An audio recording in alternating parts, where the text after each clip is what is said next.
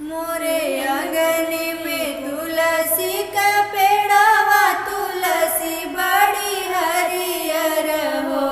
तुलसी जब हमरे होई है होरी लवत, पियरी चढ़ाई हो। सासू जी बोलही न पावै, ननद उठी बोलई हो।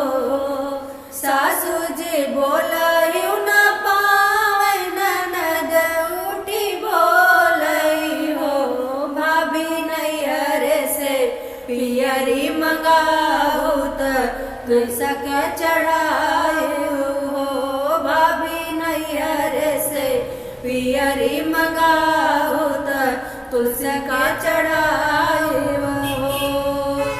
रैया के जात बटोइया, बटोइया भैया सुनते हो।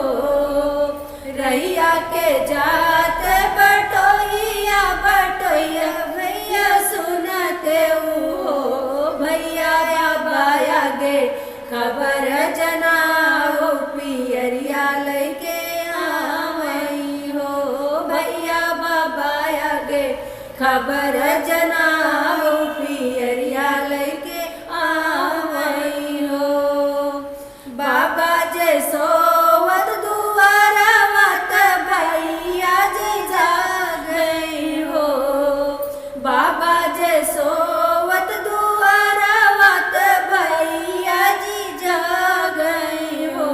दाना गबर पियरी रंगाओ, बहिन घरवा जाइब हो। दाना गबर पियरी रंगाओ, बहिन लैके जाइब हो।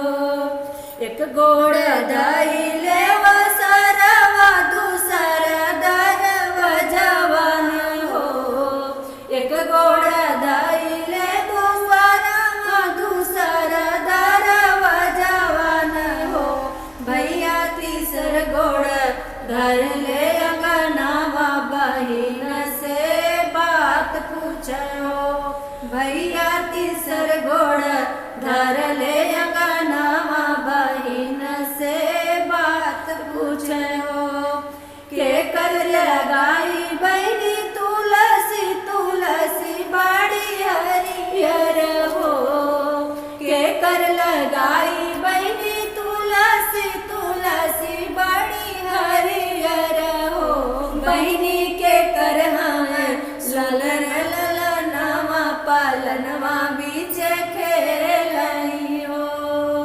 बहनी के कर लई है ललनवा, आंगनवा तोरे खेलई हो। स्वामी जी के लाई तुलसिया, तुलसी बड़ी हरियर हो। स्वामी जी के लाई तुलसिया, तुलसी बड़ी हरियर हो। भैया तोरे भैया नवा, आंगनवा हमरे खेल, पलनवा हमरे खेलई हो। भैया तोरे ई है भैया नवा, आंगनवा हमरे खेल, पलनवा हमरे खेलई हो। दाएं हाथ ले हाली पियरिया, बाएं हाथ रिलवा हो। तुलसिया जू मोरे लालन के बरहिया पर पियरिया चढ़